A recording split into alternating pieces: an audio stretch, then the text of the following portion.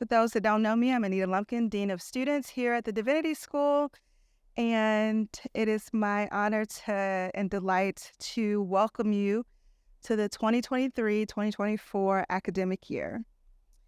This community gathers every year to formally mark the opening of the academic year, and it's one of my favorite things that we do. For me, this gathering signifies our collective reconvening. Our building, this campus, comes alive again with the presence of students and scholars, and it's a transformation that you can see and feel. You can also touch it too with the planting of new flowers and the installation of new windows in this room, and the restored reading angels above us. And just like our building and our larger campus, you too have left a space to join us for this new start, a start to pursue new knowledge. At last year's convocation, Professor Yusuf Casewit reminded us about the transformational power of the pursuit of knowledge. He said, and I quote, "The pursuit of knowledge, it's messy work. It's not just hard, it's agonizing, it's exhilarating, it's depressing, it's fraught with emotions. But over time, you come to realize that the journey itself and that the search is more important than the results. It's about the journey itself. Knowledge will change you, and I trust over time, you will see how studying here has changed you. You should be a different person now than when you first came." And he went on to say that the pursuit of knowledge increases you in intellectual humility and an appreciation of pluralism of thought and multivocality, and a scholarly life is one that can accommodate contradictory and competing understandings of texts, of scripture, of social reality, of political reality, without compromising core values and core virtues. It is this process of learning to raise and refine the level of disagreement without collapsing discussions and debates. And it is this pursuit that binds us together and calls us back annually to Swift Hall. We start anew today, marking our collective work of asking questions, considering perspectives, forming new thoughts in the pursuit of knowledge. And the exciting thing is that we have new folks at the table to have these conversations with. New scholars, new leaders, new students who will join us in the pursuit of knowledge. At this time, I invite all of our new colleagues, new students, faculty to stand and be recognized. You.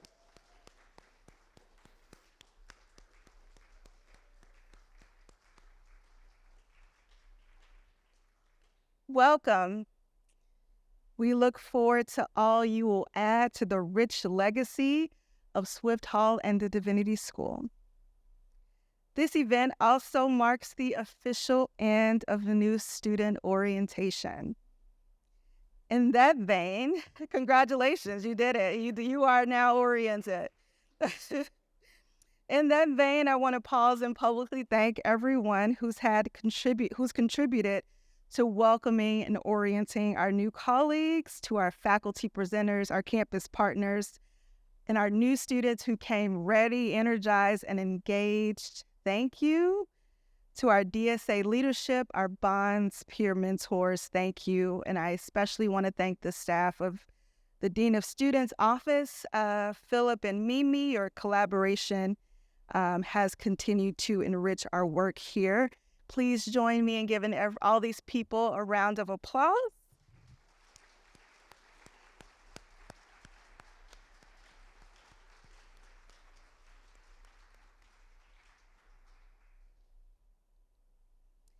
The order for today's ceremony is as follows. We will have a reflection by Anthony Beal, PhD student in the history of religions and president of the Divinity Students Association. A reading by Emily Cruz, executive director of the Marty Center for the Public Understanding of Religion. Opening remarks by our dean and Caroline E. Haskell Professor of the History of Judaism, Islamic Studies, and the History of Religions, James T. Robinson. Our keynote speaker, Professor Richard B. Miller, and a closing reflection by Cynthia Lindner, the Director of Ministry Studies. Welcome back. I look forward to all this new year holds. Thank you.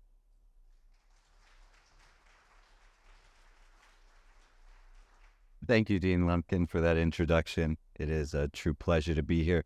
My name is Anthony Beal, but please do call me Tony, otherwise I feel like I'm in trouble for some reason. I am a PhD student at the History of Religions and proudly serving as your Divinity Students Association president. First, to the newcomers, congratulations and welcome. I truly do believe that you are at the apex of institutions whose work contributes to the study of religion, and I look forward to your coming contributions to that long tradition. And I also look forward to and encouraged by the new possibilities that each one of you offer all of us as you sit down at the conversation table. And thank you so much for choosing us as the institution. When I was first asked to offer a student reflection, I was whacked in the back of the head by a pesky old friend. Some of you may know this as imposter syndrome. The infiltration of the hows, whats, and whys.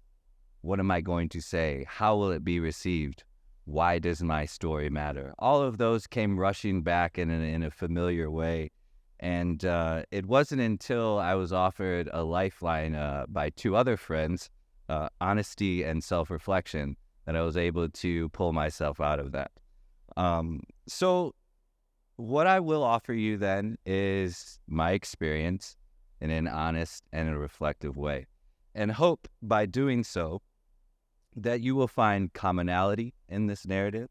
You may find support and encouragement in this narrative, and maybe even, if I do a good enough job, inspiration. With that, I will say that my experience at the University of Chicago has been dictated by two competing terms: the awe and the awful. Now, wait, relax, staff, faculty, hold your breath. You can breathe. I promise the end is actually, the end of this will be a positive outcome. So let us start first with the awe. And in fact, it was this space where I was first induced with that sense of awe. You see, I come from a small Midwestern town in the southwest corner of Michigan, where there aren't a whole lot of professional possibilities presented to us. You know, it's the standards, the teachers, the nurses, small business owners, things of that nature that are absolutely wonderful contributors to our social dynamics, but didn't reflect any of the passions that I had. And so there wasn't a whole lot, I didn't think at the time, that this small town upbringing offered me, and I felt bounded by this space. One remarkable thing that I've shared with some of you about this small town upbringing is it does happen to be the world headquarters for the Seventh-day Adventist Church. And so the religious world and worldview was not foreign to me. It just didn't jive with the questions that I was asking. And I was actually recently traveling through this hometown of mine and noticed that one of the two stoplights in our town is now not functioning. So despite it being the world headquarters, it is also wanting in a lot of ways. And so it was this process of exploration and growth that landed me at this 8th grade project, where we were to find an institution, an educational institution that we thought might allow us to flourish later on in life. And by no real structure or plan, I did fumble upon the University of Chicago. I selected that, and I presented that idea to my dad. And his response, I will always remember, was, well, you have to be really smart to go to the University of Chicago, and you'll probably go to community colleges like your brothers and sisters.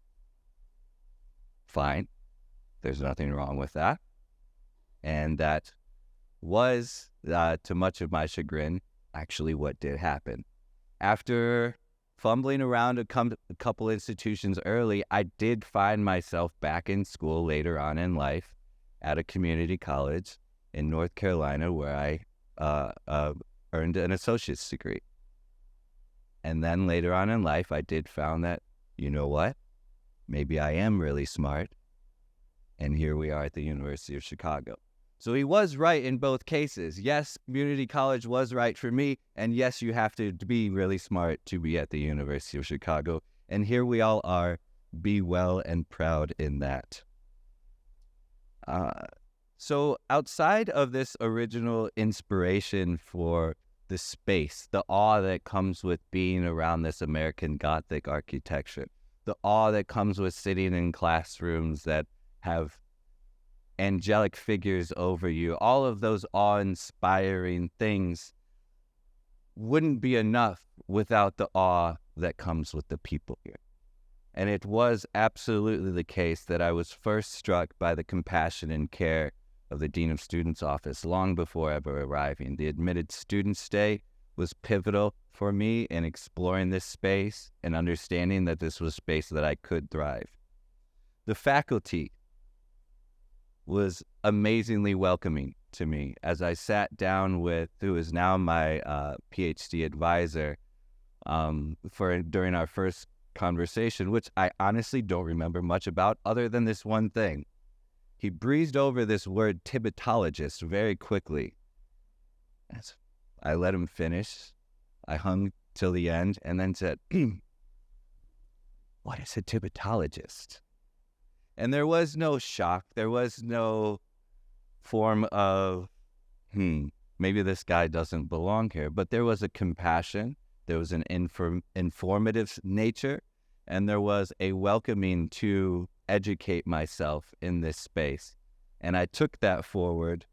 And I found that inquisitive nature that I almost didn't ask, that question I almost didn't ask, was a pattern that I could repeat to establish relationships for this faculty that have nurtured my own academic growth. And I am deeply indebted and consistently in awe at that nature that I did not anticipate the faculty here having. And I will always and forever be in debt to those that have contributed to that process. Finally, each of you, I am constantly struck with awe by the multifaceted experiences and expertise that each one of you as students bring to this space. I have met, just to name a few, concert pianists, award-winning journalists, financiers, lawmakers, veterans, chess champions, trophy bass anglers, and bass players from Christian rock bands that have toured the nation, artists of various mediums and domains, and the list goes on and on and on. Each one of you offers something unique, offers something special. Outside of the academics that have landed you here, outside of the impressive resumes that each one of you have personal experiences, ways of viewing the world, ways of expressing yourself that I am constantly inspired by. And I thank each and every one of you for that. Now here's the transition. It wouldn't be fair to stay up here and say, aw, aw, aw. There are, in fact, awfuls. And they are brief, and they can be impactful, and they need to be managed. And I feel it's important in my reflection to also take a moment for those. The winter days, the weather, the dark, can be awfully cold. Illnesses, hibernation urges for the winter, ordering deep dish pizzas over and over to get you through those winter months, the withdrawal, those can be awful. There are moments during this quarter system where you may feel awfully overwhelmed. The workloads can be large. The reading lists can be ample. The timelines can be restraining. and the deliverables may at times seem out of reach. These things can make you feel awful. The city itself is large. It can be uninviting. The streets you can often pass without acknowledging the person passing by you. There are ways that, despite being so surrounded by people, one can feel left alone and individual. Late nights at the library with a tap of the security guard on your shoulder saying it's time to leave, and looking around and realizing there's nobody left around, can be lonely. But in those moments when you're struck by the awful, I encourage you to take time to remember the awe. Collect together and remember those moments where you were struck with inspiration. And remember that when you are overwhelmed, this faculty that I've talked about is there to support you. The Dean of Students Office and the Dean's Office are there to help for those moments where the awful intrudes. When you're lonely, remember that there are others, there are peers who are feeling that. And they too need to be reminded of the awe and the inspiration that comes with this space. And on cold winter nights where you feel like staying inside and hibernation is the mode to which you would most likely seep into, remember that the DSA is there for the 4 to 8s, for the clubs, for the workshops, and for that social outlet that reminds you that this is a place where the awe is vibrant. These have been my approaches, at times for survival, at times for revival, and at times even for thriving in this very difficult space, but very impactful space. My hope is together we can continue supporting each other, encouraging each other, and inspiring each other to push forward the academic traditions and standards that make this institution the primary space for the study of religion. Now together, let's go be awesome.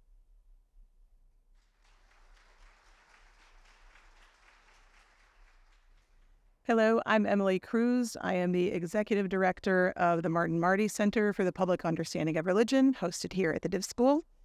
And I have to admit that I am technologically deficient in some ways. This is Tiffany Annette. She's the program manager at the Marty Center, and she is going to hook up my little slideshow here. So I have to admit that when I was asked to give this reading, it felt like a pretty considerable challenge, because I kept asking myself, what do they need to know? What's packed into one reading? How can I give them this comprehensive, helpful, orienting, reading? And I realized, well, that's probably an unnecessary challenge. But I wanted to think about when I sat in your place as a new MA student and then PhD student, what did I need to know? What could possibly convey the sense of awe? Thank you. Tony actually set me up very nicely for this. The sense of awe, of possibility, of discovery, of collaboration here in this really remarkable, complicated place. The exhaustion, the perfectionism, the imposter syndrome, the really strange, beautiful magic of staying up all night. Okay, I hope you don't. I definitely did. Stay up all night to write a paper for someone you admire beyond measure, and maybe who also terrifies you. And the joy of finding inspiration in new places, new unexpected friends, and new opportunities. It really felt impossible, and I spent an undue amount of time, which you will almost certainly do, speaking of perfectionism, what can I find that is perfect? And then I realized, oh wait, I think I have something that kind of gestures at it. So I went into my 4-year-old's bedroom, and I picked up this book, Square, by John Klassen and Mac Barnett, who, if you are a lover of children's books, you will probably know. This is Square. This is Square's secret cave. Regenstein. That's the library, which if you don't know yet, you will soon discover. Every day, Square goes down into his cave and takes a block from the pile below the ground. He pushes the block up and out of the cave. He brings the block to the pile at the top of the hill. This is his work. One day, while Square was doing his work, Circle floated by. Spoiler alert, this is a trilogy. Circle gets her own book next. "Square," said Circle, "you are a genius. I did not know you were a sculptor." "Ah, yes," said Square. "What is a sculptor?" / Tibetologist. "A sculptor shapes blocks into art," said Circle. "Ah, yes," said Square. "I see what you mean." But he did not really see what she meant.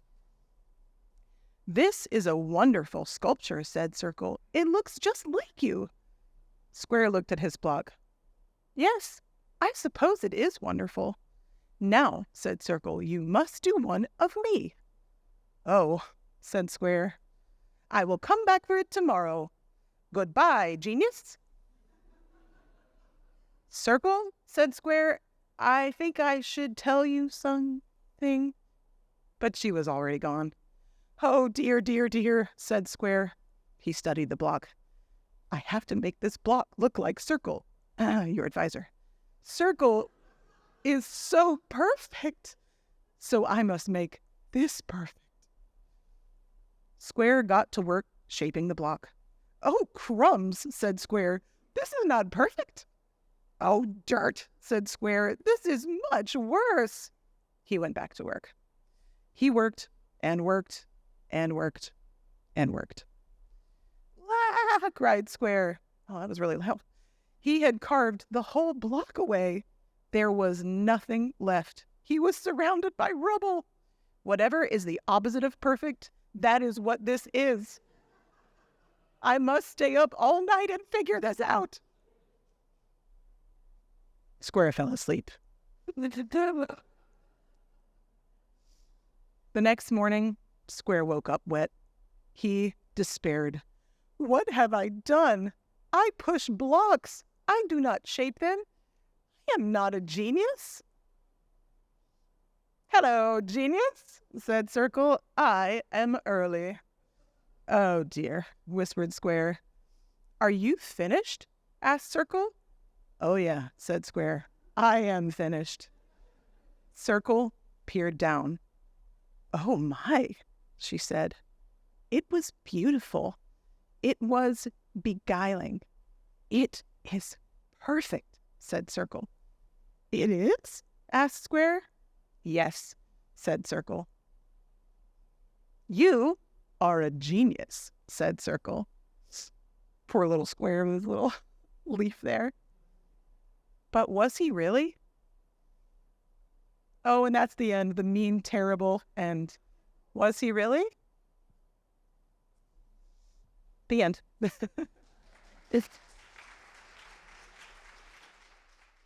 Boy, this is a tough act to follow. Yeah.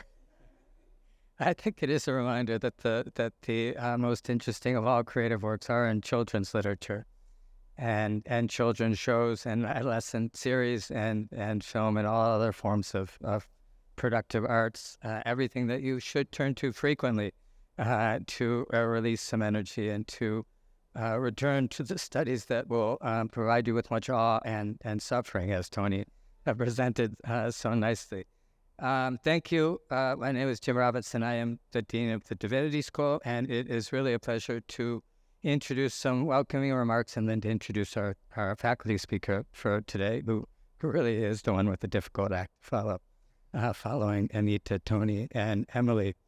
First, just a few notes of gratitude. Anita, thank you very much for organizing this as always, and thanks for everything. Thanks for making this event so unique. There's been a lot of emphasis on the awe and the intellectual qualities of Chicago, but you have brought so much heart to the Dean of Students office and to supporting the students in all their times, both good and bad. You and Mimi sitting to your right, Philip, and all people who have contributed to the life of the Dean of Students office. Thank you to Emily. Who came next? Tony. Tony came next. Thank you to Tony and to all the returning students, but Tony especially. Tony is an intrepid student like no other. Tony may already have forgotten that he showed up in my classes that were as far away from anything that you could possibly have any background in.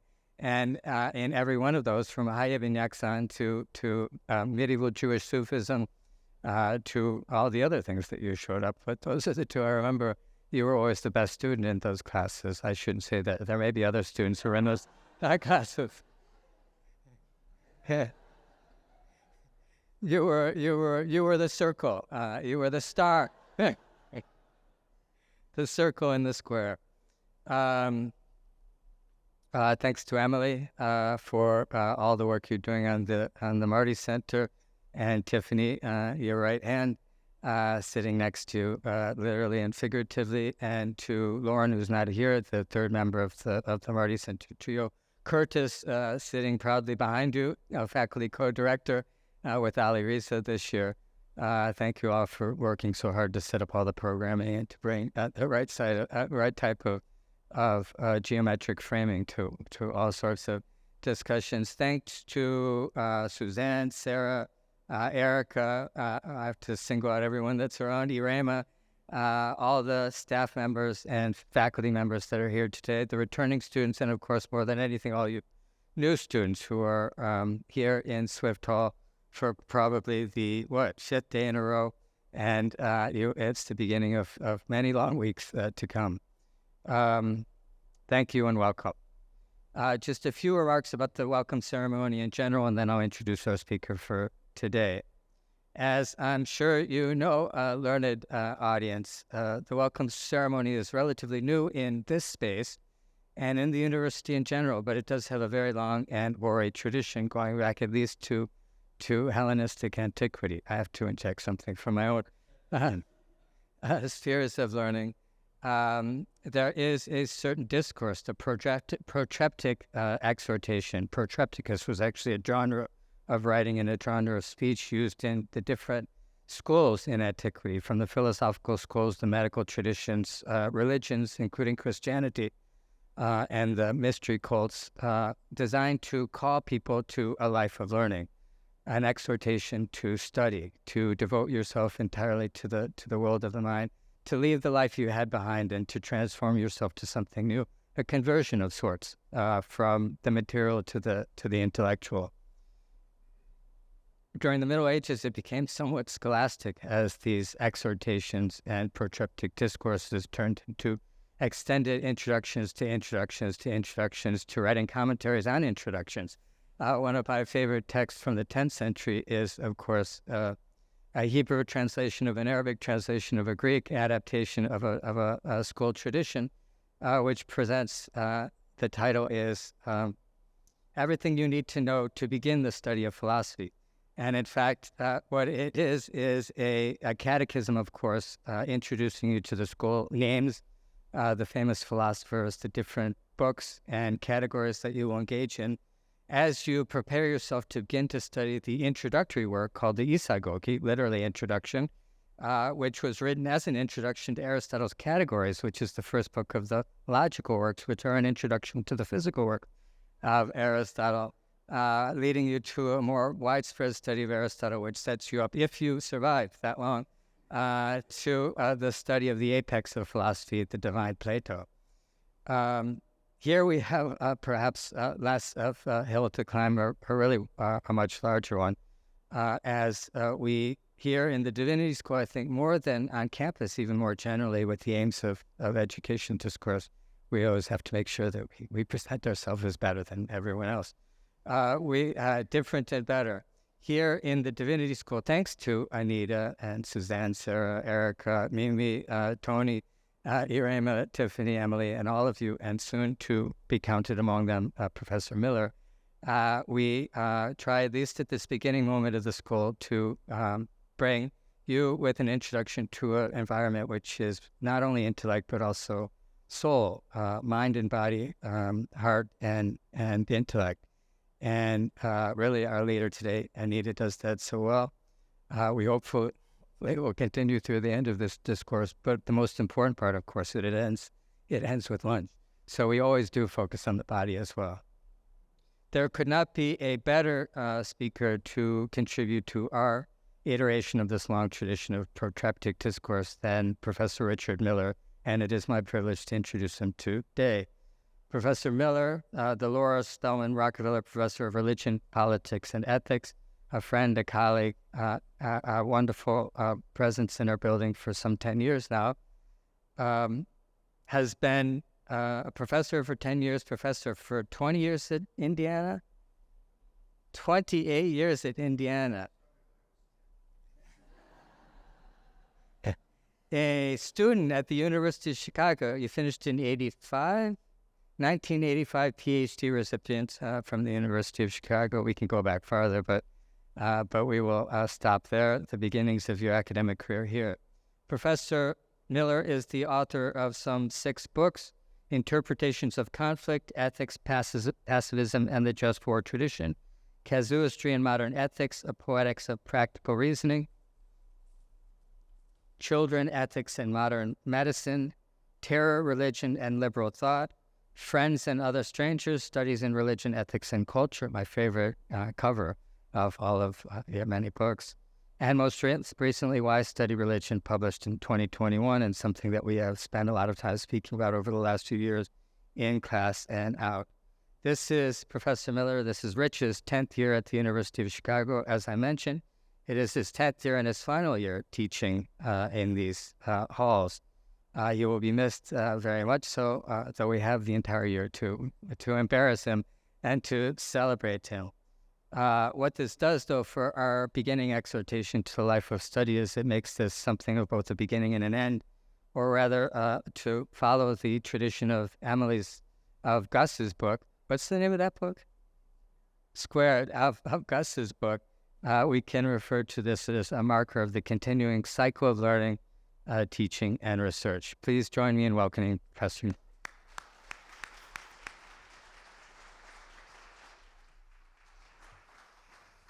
Wow, thank you, Dean Robinson. That was extremely generous. And welcome. It's good to see everyone. I look forward to meeting you when the occasion arises. I've certainly met several of you already.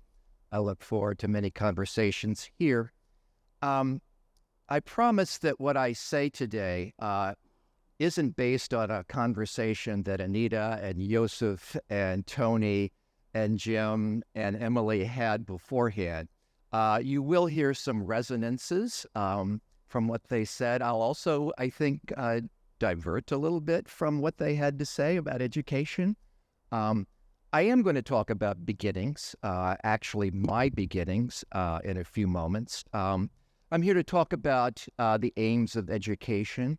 Anita said this is the end of your orientation, and that's not quite right. You've been thinking a lot about how to navigate this world, how to, as it were, negotiate the school, your programs, the university, Hyde Park, the city of Chicago. I'm going to actually talk about what you're doing and why you're here, thinking about the aims or goals of education. And I'm going to do that in 2 registers. I'm going to start by talking in somewhat abstract and linguistic terms. One thing we do at the University of Chicago is make sure we're clear about our terms, about their meanings, about their multiple meanings.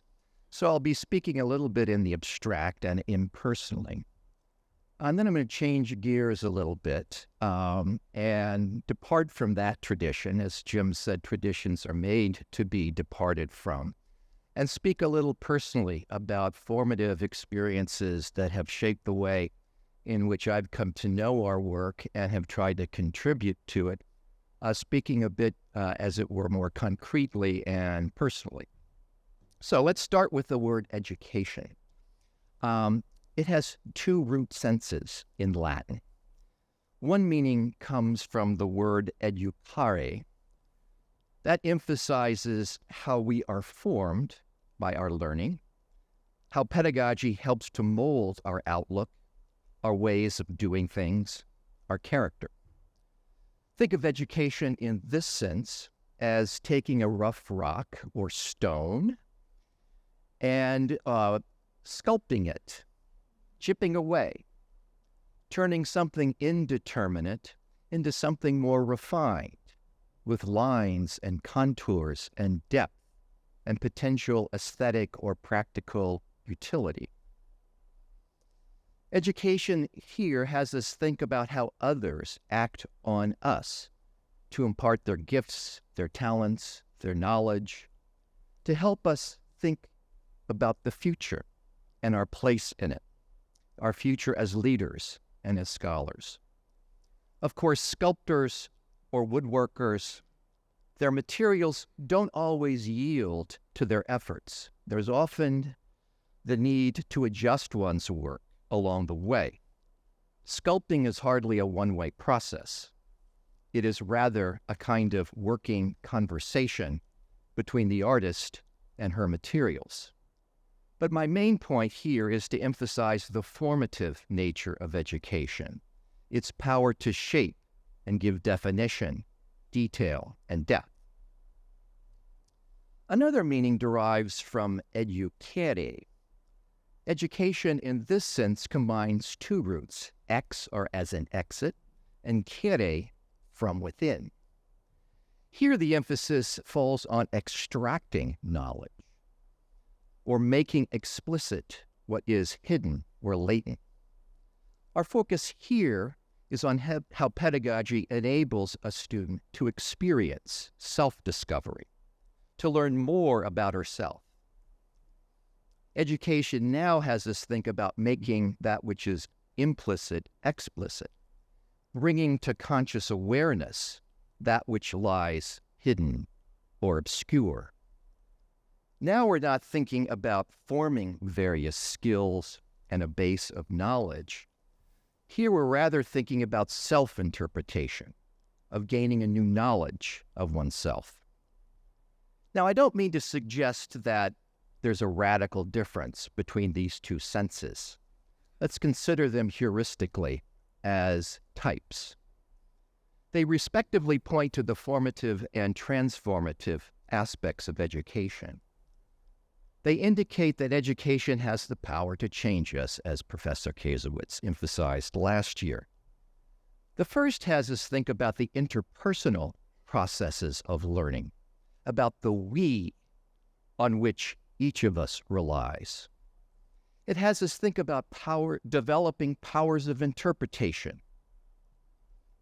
The second has us think about the intrapersonal processes of learning, not about the we, but about the I. This latter sense is radically first-personal, and it has us think not about interpreting others, but about making sense of ourselves to ourselves. Of course, neither of these experiences stand alone. They exist in a kind of equilibrium, a dialectic that is both intersubjective as well as intrasubjective. Now, with this dialectic in mind, I want to talk about the aims of education as I've come to know and appreciate them. I'm not going to gloss my comments with wisdom from the Buddha, the Torah, Gospels, St. Paul, Rabbinic thought, the Tao Te Ching, the Upanishads, Confucius, Achebe, Obama, or a brief adage from Derrida about the genealogy of Nietzsche's grocery list. Instead, I want to share with you 3 stories from my own experience. So for the first, let me surmise that no one here thinks that being able to smell and taste the scent of fresh concrete in the air is the sign of a refined palate. But I developed that palate during the summer after my first year of college. I left the East Coast to live, travel, and work in Northern California. I was lucky to find a job, 2 jobs in fact, the first of which was working as a laborer at the very bottom of the food chain at 2 construction sites, one at South Lake Tahoe and the other across the border in Nevada. Let me say that I began this work without knowing a thing.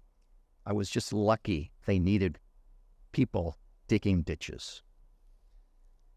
College boy, as I was called, didn't know the difference between a square point shovel and a round point shovel. In fact, they played tricks on me. I'd be working with a square point shovel, and they'd come up and say, hey, you need to work with a square point shovel, and they'd give me a round point shovel. Then the foreman would come and say, anyway, you get the picture. I thought that a mortar board was what you wore at graduation. I thought that shooting the corners might be a dart game. I thought that a footing was what you wanted to have in life. And I had no idea at first what people meant when they called me a hod carrier. I began my work as a ditch digger. Work there, and like work here, in graduate school, is a matter of digging ditches. Not only ditches, but delving into one spot, one area, one line of argument, or a foreign terminology for hours a day, before moving on to another equally difficult area. In some places of the ground, it might be easy. You might move along quite smoothly and with your colleagues. In other places, you might find yourself entirely alone with everybody else on the other side of the job site. You might be making what seems like minuscule progress when you hit a vein of rock or an old tree root. The work is unglamorous, tedious, and necessary. After 8 hours of ditch digging on my first day, a large, intimidating, noisy concrete mixer arrived. Then I experienced concrete's fresh aroma while trying to move a full wheelbarrow across narrow planks of wood before dumping it into a ditch. Spilling or tipping over was simply out of the question, especially so after 2 of my fellow hod carriers were fired as the mixer arrived.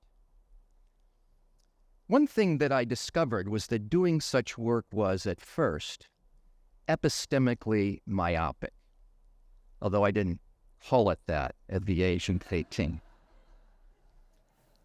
I focused narrowly on doing one thing and doing it right. Over time, I began to see how my work fit into a larger collaborative project, enlisting different people with different skills. Before too long, I was able to end my close relationship with my shovels and take on other tasks. My knowledge of what we were doing expanded. I acquired greater court vision, as basketball players call it, and was able to anticipate one step after another. My imagination of what was possible slowly, incrementally, began to expand, and all of the stereotypes that I had about construction workers were blown away. With that expanded outlook, things changed. I was promoted from ditch digging to arranging block, to making mortar, to making colored mortar for the stonemasons, to shooting the corners with a survey scope, corners being crucially important in the building of a foundation. You can't really do anything else without those being perfectly in place. I became increasingly knowledgeable and increasingly trusted. Among other things, I found that I could do this. I learned what it means to learn on the job through practice. That was important because at first I never thought I stood a chance at succeeding. I discovered that contrary to everything I expected, I enjoyed what I was doing. In fact, I continued to work in construction for the next 7 summers. In all instances, it was hard work, with clear discipline. If you showed up late to the job site, guess what? You don't get paid until you start working. If you show up at the wrong job site, guess what? That's not funny. We don't chuckle that off college boy as being absent-minded. You don't get paid. If you show up a little sore, take some aspirin. If you're hungover from the night before because you've been out at the casinos where they served free alcohol.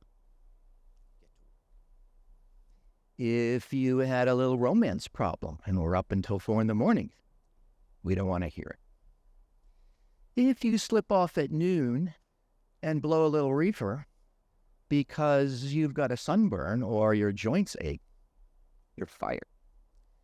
And you're not fired discreetly and politely in the trailer with the foreman who says, hey, Mike, the bosses are saying we're going in another direction. You've done some valuable work here. No, you're fired right in front of everybody else. Pick up your paycheck on Friday. Now, when anybody else asks me what was formative in becoming a scholar, I always think first to this experience of intense labor, growth in expertise and confidence, and very demanding accountability. Those same experiences, I think, translate very well into what we expect of ourselves here in Swift Hall. Second experience. So, let me just ask, does the number 529 mean anything to anybody?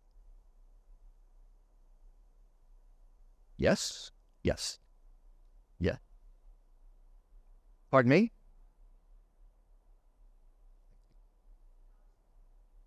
Pardon me?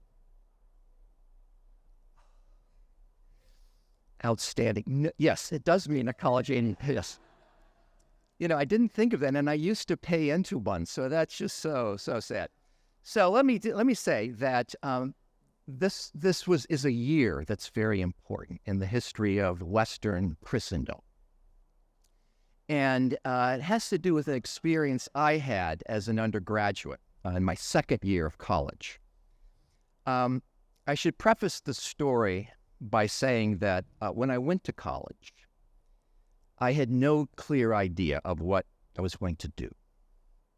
When my parents dropped me off at my dorm, they asked me if I had any goals. I said that I had one, that I would never get a haircut for the rest of my life.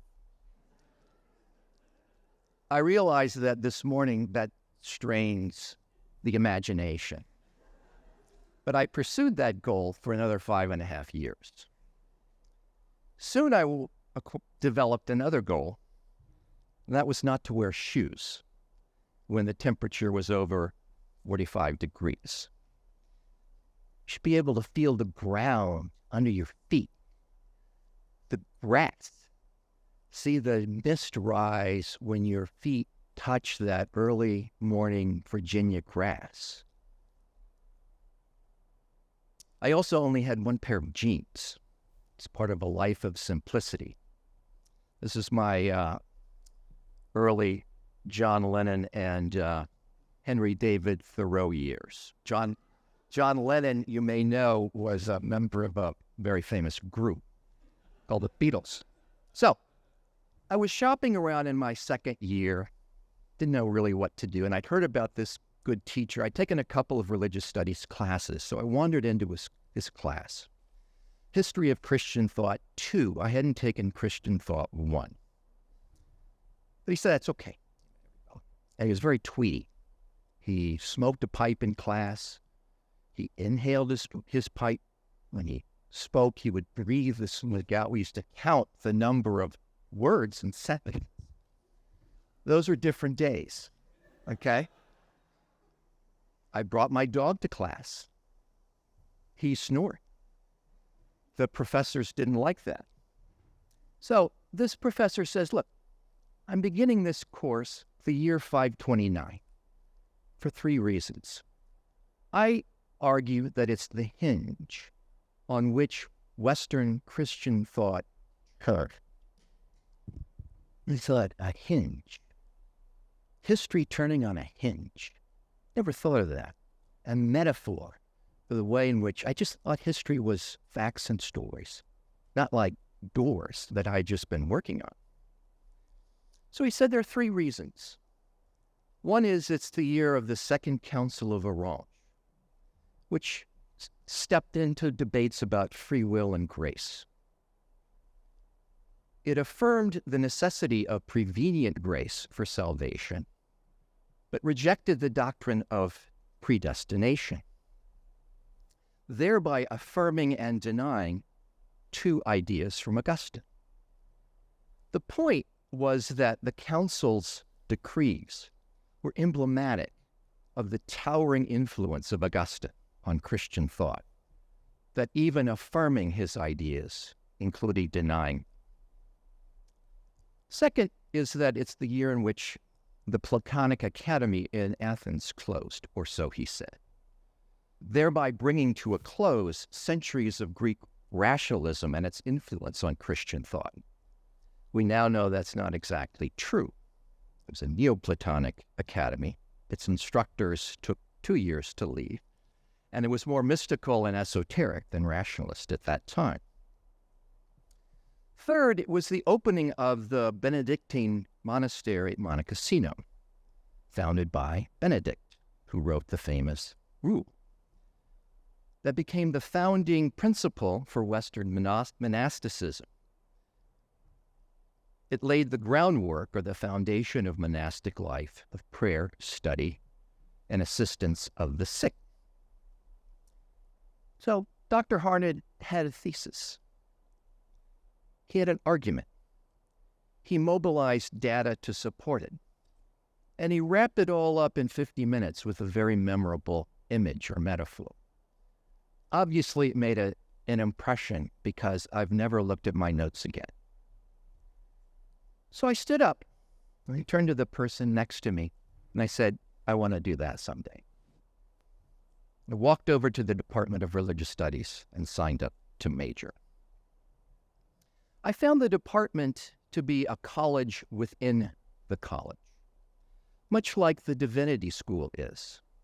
Studying religion typically included a conjunctive, religion and history, religion and philosophy, religion and politics, religion and aesthetics, religion and ethics, religion and culture, religion and theory, all brought together somehow in serious and lively conversations among truly interesting and frankly eccentric people, students and faculty alike.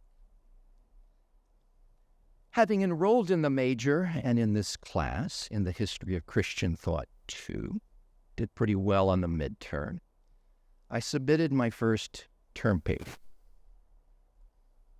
After a week or 10 days, get it back, eager to see what I'm going to get.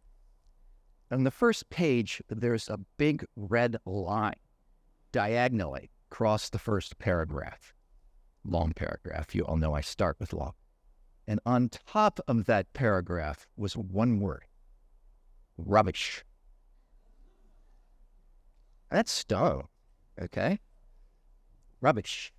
I thought he's so good with words. Why did he choose that? So I took that, I read, through the other comments, etc. I started to gain some traction after page 1, thank goodness. And I took it to a close friend, and she said, he's taking you seriously. And I said, that's why I like you. You see that glass is half full. I see it as about 90% empty. And so I did what I suspect you all do, or may have done. I went into his office to talk to him. And I didn't go to relitigate the grade, only to learn how to make my work better, how to write better, how to express myself more clearly. And he gave me a memorable line, one that a few of you have heard me say very often. You need a thesis, not a theme. A theme is a concept or a metaphor that helps you organize what you want to describe. It organizes an exhibition. And this is him talking, always say, so what? A thesis, on the other hand, stakes a claim on ideas that you're going to put to scrutiny. It offers a premise or a hypothesis, the exploration of which launches an argument. That kind of process or project requires supporting evidence, logical organization, and a defense.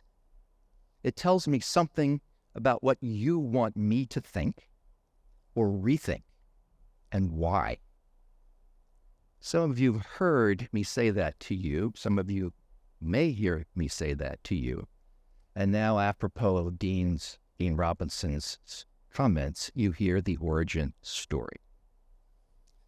I didn't know it at the time, but I was also making it plain that I was a self-reflective learner. Education, as you've heard several people say, is both a process word and an achievement word, as Gilbert Ryle would put it. I share this point as well to make plain that I did not emerge from my mother's womb a fully formed academic. Certainly after my aha moment in David Harned's classroom, it was an uneven process with all of its ups and downs. But Harned saw somewhere some potential, and he worked to bring that out. Education as educere, in the best sense of the term. Several years later, about 6 years later, I found myself here in the Divinity School as a doctoral student. I had clearer goals, clearer direction, and of course, a second pair of jeans. I found myself immediately thrown into many conversations, friendships, romances, fascinating courses, and the like. I was intensely social, eager to meet new people and find out what brought them to this unusual place, devoted as it is to studying religion. Those of you who've read, and you should read if you haven't, Peter Brown's magisterial work, Augustine of Hippo, know that at the conclusion of his chapter on confessions, he describes the number of people that Augustine had with him all the time and said Augustine was never alone. And while I make no pretense to be Augustine, what Brown says was true of me. I was never alone. The coffee shop, acquaintances, instructors, advisors, reading groups, you know or will discover all of that in these parts of the world. In more ways than one, the experience was intoxicating. But it's also the case, and this speaks to Tony's point a little bit, that gregariousness and socializing can also be a mask, can hide things. And in there somewhere can be a gnawing uncertainty, some doubt, some dark nights of the soul.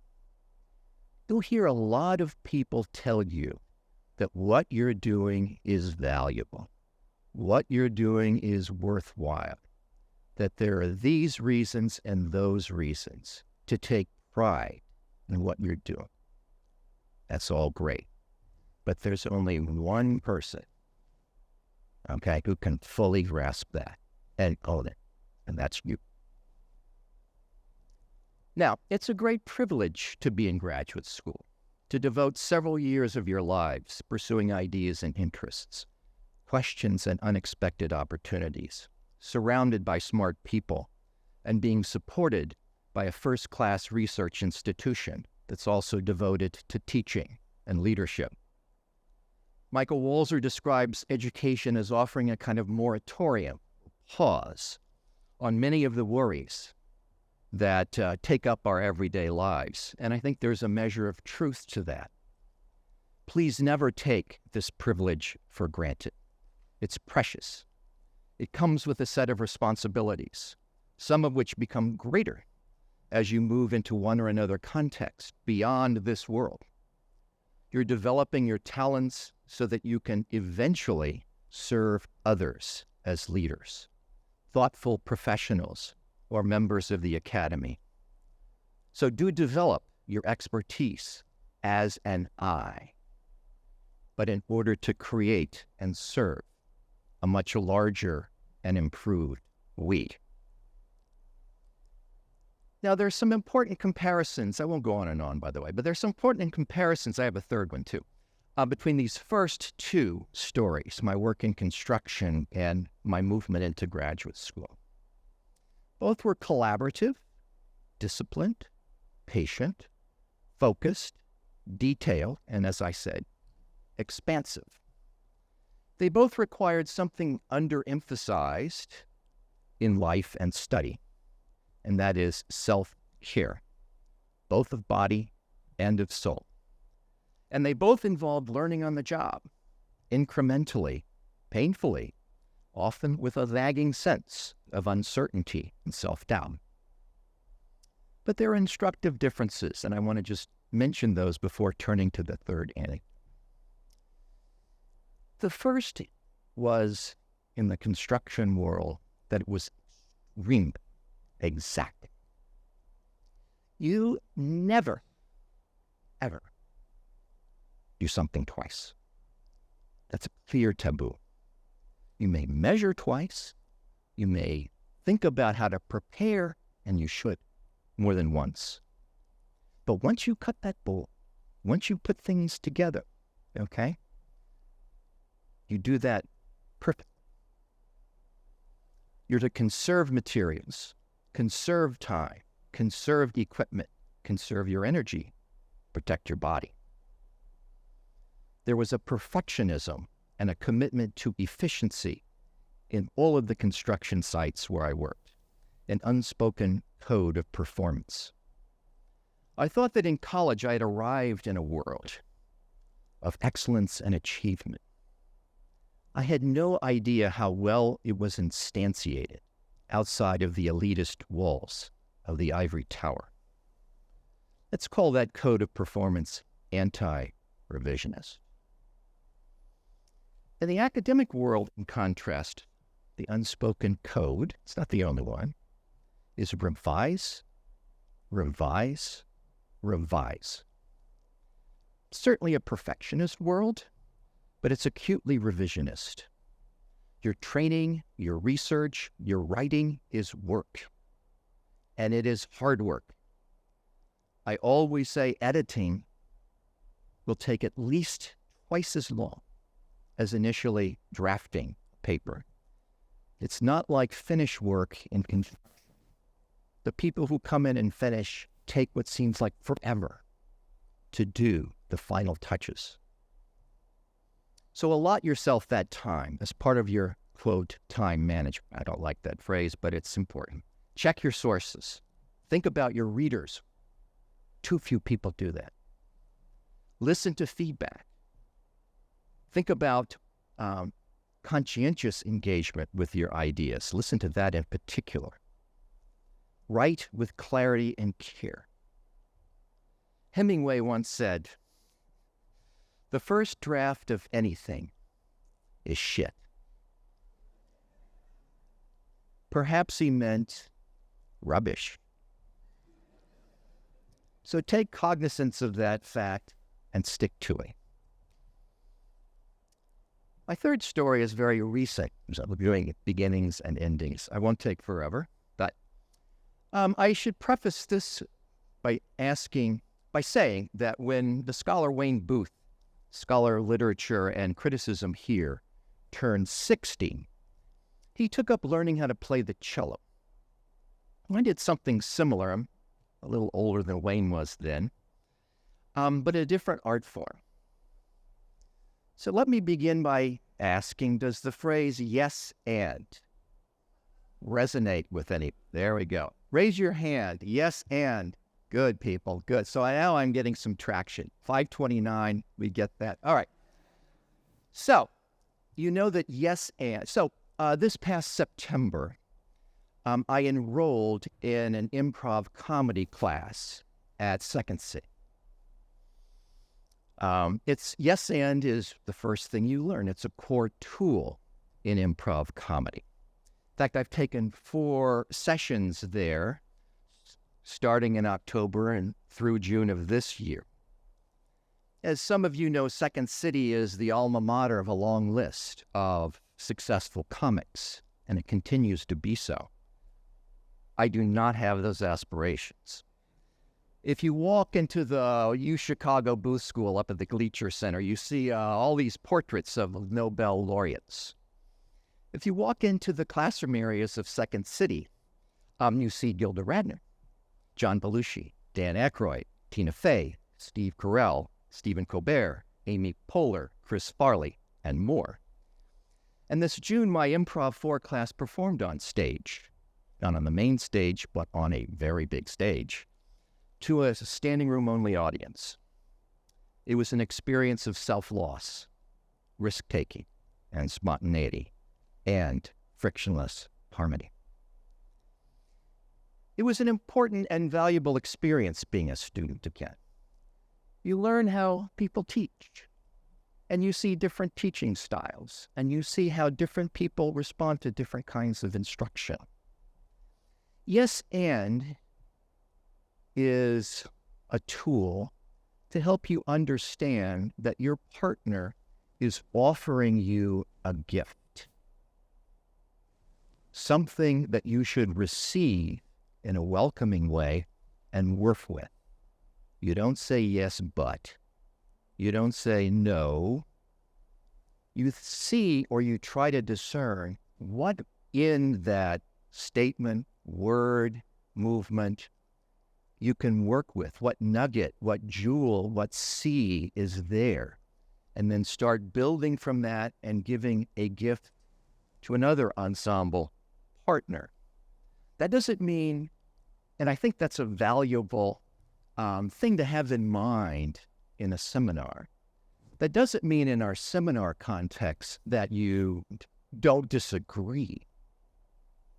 But you understand that your classmates, your instructor, are making good faith efforts to contribute to your knowledge, and that your contribution should be offered in the very same spirit. You may say no, you may disagree, you may be contrarian, but you should also be constructive.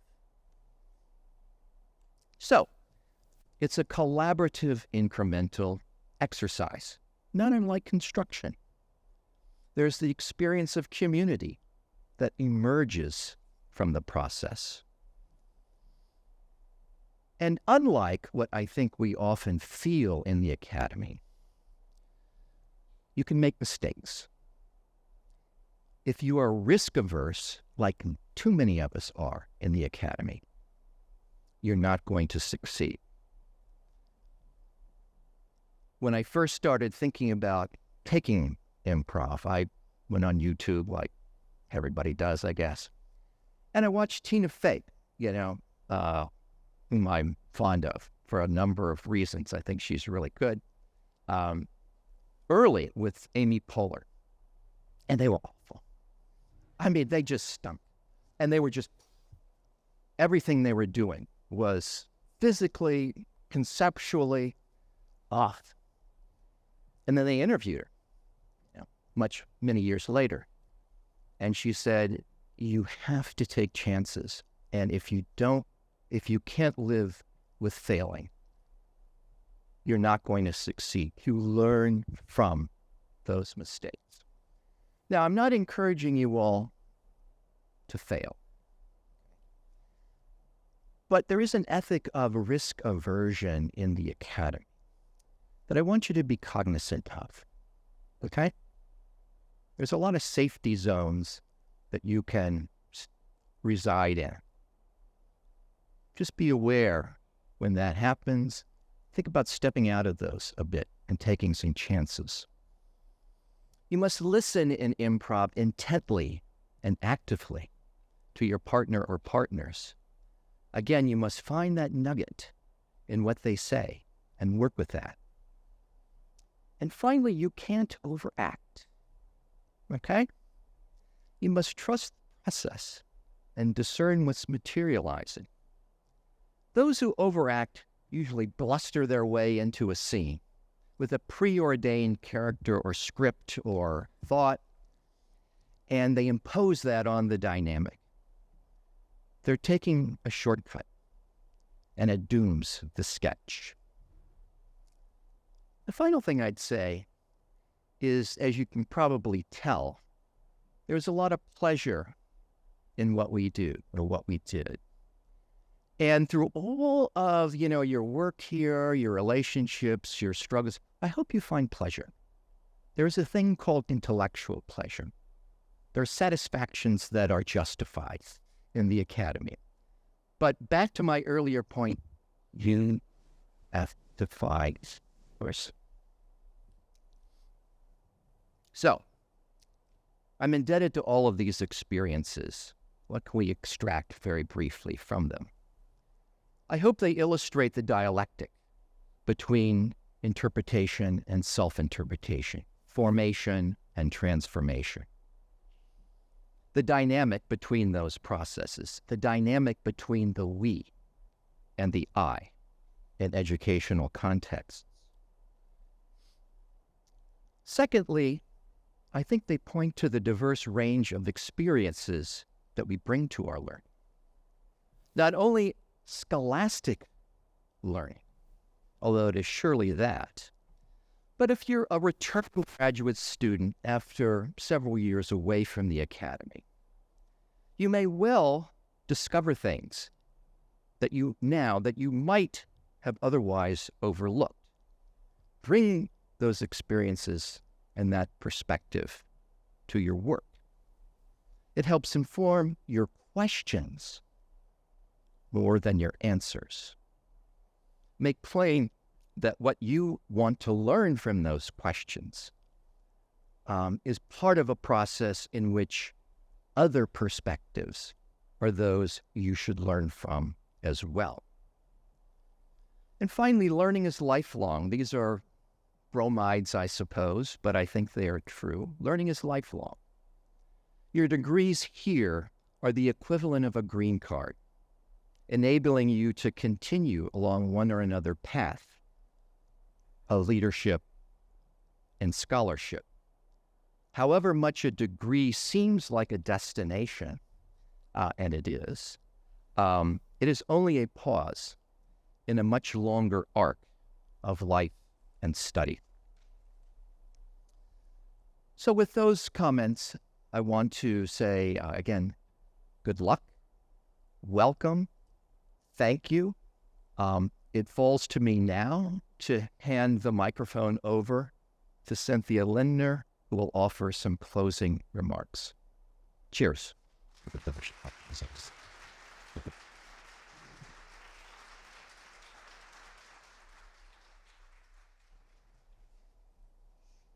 You don't envy my task, do you? Closing remarks on such a rich banquet of thoughts and inspirations and aspirations and blessings.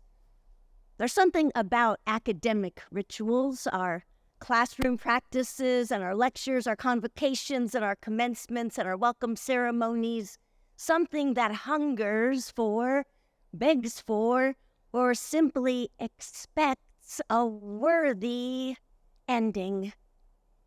A rousing summary, a well-turned phrase, an inspirational challenge, or a pithy blessing, witty, wise, and brief, that sends us out into the world somehow illuminated, reimagined, or made new. It's not an easy assignment in this community and on this day. Those of you who have just arrived have been hearing wise and witty words, warm welcomes, and lofty benedictions for a week already, before you even got to this past hour.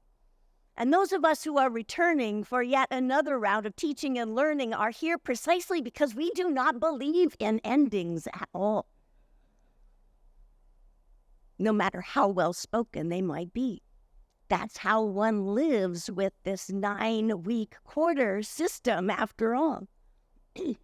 Our quarters endings are not really stop signs, they're just speed bumps along humankind's eternal pursuit of knowledge. And endings are truly unimaginable. And so the inspiration for today's blessing, today's ending, comes from far beyond these walls and this occasion, from a little town called Sweet Home at the base of the Cascade Mountains in Oregon, a place I've come to love and to which I return for some weeks every summer, as it is the residence of my son, my daughter-in-law, and my 2 grandchildren, ages 13 and 7, Reese and Reagan. Those of you who might have been present for last year's closing marks remember that this time last year I had just recently returned to Swift Hall from skateboarding lessons in Sweet Home, administered by young Reagan, who had installed himself as his grandma's personal trainer and sometimes life coach. So when I returned for this summer's visit a few weeks ago, my now 7-year-old teacher was waiting to continue my education. More confident of my athletic abilities or his pedagogical skills than he ought to have been, he had planned to teach me how to play street hockey on inline skates with his buddies on the block. But a heat wave in the valley that week required that we move our fun and games indoors. I was grateful when my brilliant daughter-in-law declared that inline skates were not allowed in the house. How badly could my knees or my ego be injured by playing Legos? But my reprieve was short-lived, as Reagan's choice for our indoor activity was Wii Sports. Any of you know Wii Sports? How many of you know Wii Sports? Oh, look, I'm so glad. Wii Sports, for those of you who are too old for Nintendo, too young for grandkids, or too dignified for either, Wii Sports is this sports simulation game, video game, to which players hold the game's remote in their hand while mimicking the actions performed in real-life sports. Launching a bowling ball, swinging a baseball bat or a tennis racket, or hitting a golf ball. You see, I don't do this well. This is going to enter in. While the player's movements initiate the actions of little cartoon avatars on your screen. To my great surprise, but to my grandson's even greater disappointment, his technologically illiterate grandma scored strike after strike in Wii bowling.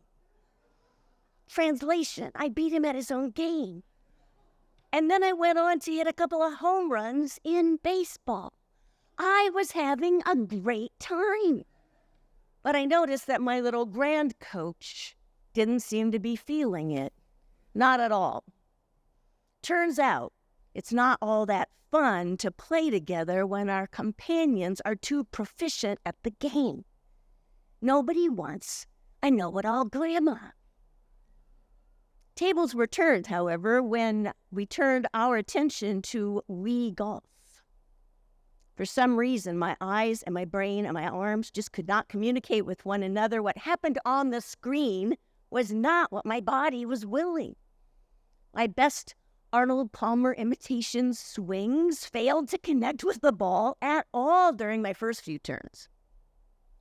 Reagan suddenly scooched to the front of the couch. He was rapt with attention, eyes bright, chortling gleefully. My subsequent attempt sent the ball into a sand trap, accompanied by giggles from the gallery. Then the trees lining the course, causing my coach to roll on the floor with hilarity. And at the last, the 7-year-old was all in. He was standing right beside me. He was squaring up an imaginary golf club to show me how I should ready myself for this next attempt.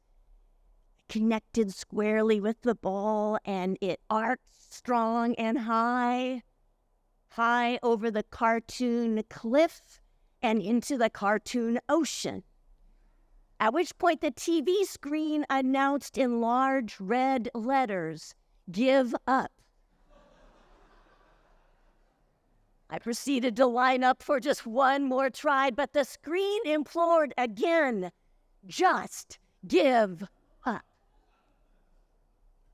Apparently, I was the worst Wii golfer this console had ever seen. No one in that household had ever received this message before, nor has it occurred since that afternoon. I must have looked pretty ridiculous if even an algorithm wanted to put me out of my misery. But Reagan was so delighted by the whole spectacle, and his glee was so contagious that we both laughed until we cried.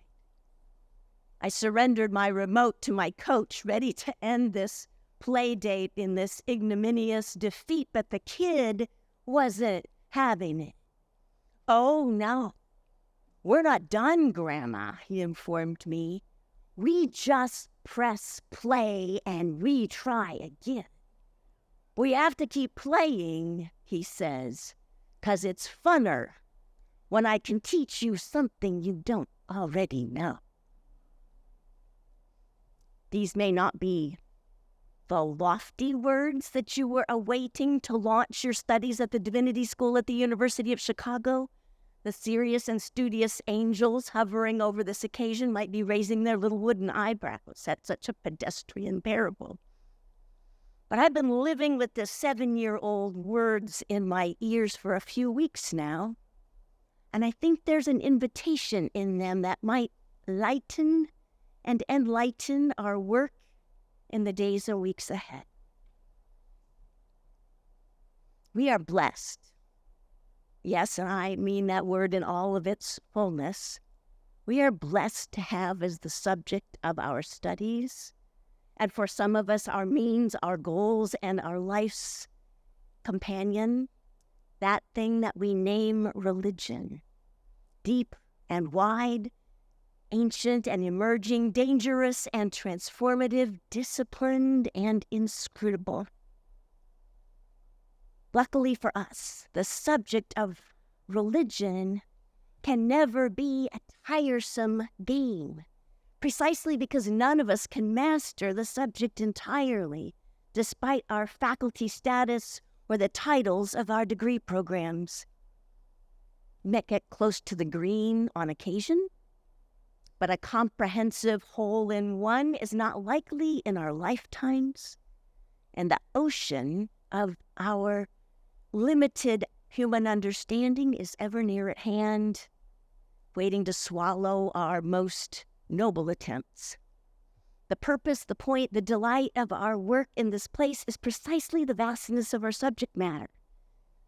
In the study, the inquiry, the discussing, and the debating that the subject engenders, it is in the hot pursuit of knowledge and truth and beauty and goodness, and not in its possession. The 7-year-old is right, I think, when he reminds us that the game is so much better, as is the scholarship and is the serving, when we embrace our roles as players and coaches, students and teachers, all of us, all those things. And so at the end of this week, which is the beginning of a brand new game, take a breath. Right now, take one. Take a breath. Take a moment. Now look around you. Swivel your heads. You guys have been looking straight forward all this time. Look at each. Swivel your heads. Look around at your community of learning, your fellow players.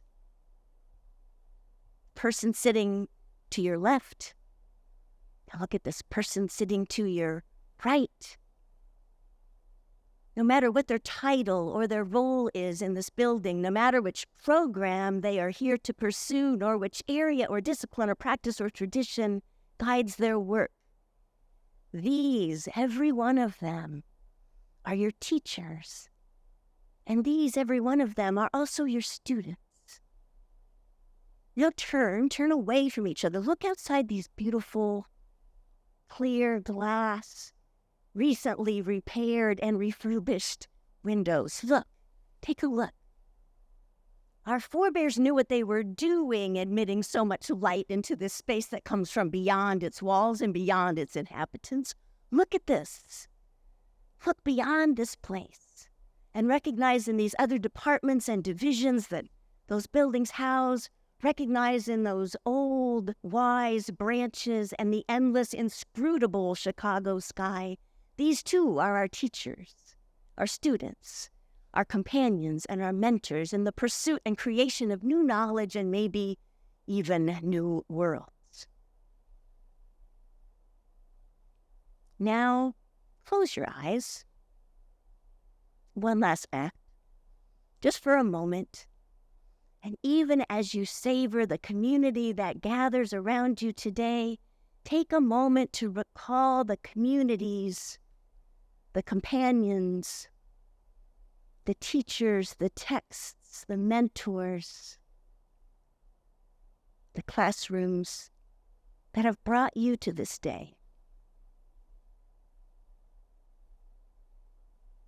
These too remain even now as your coaches and your teachers and your students as you endeavor in this place. Hold them close in your hearts and your minds. Now take one last breath, deep, slow, in and out, emancipatory and anticipatory. Open your eyes on a brand new game, and let's press play. Welcome.